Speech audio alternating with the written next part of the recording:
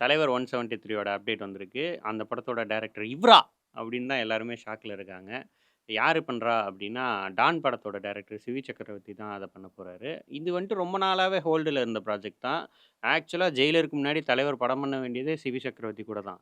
அப்போ வந்துட்டு டிஸ்கஷன்லாம் போச்சு. லைக்கா ப்ரொடியூஸ் பண்றதா இருந்தாங்க. அப்புறம் மேபி அந்த ஸ்டோரியோட லைனே மாறிடுச்சு அப்படின்றனால மாத்திட்டாங்களா என்னன்னு தெரியல.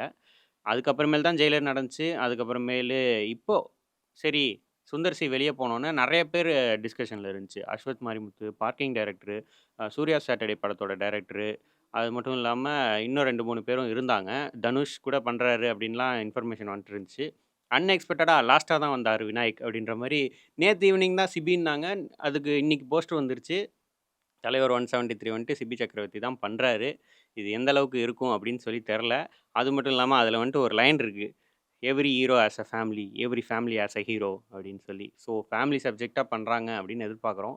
உங்களுக்கு இந்த படத்தோட எக்ஸ்பெக்டேஷன்ஸ் எப்படி இருக்கு? சிபி மேல நம்பிக்கை இருக்கா? இல்லையா? எப்படி பண்ணுவாரு? அப்படின்றதெல்லாம் நீங்க தான் சொல்லணும். கமெண்ட்ல சொல்லுங்க.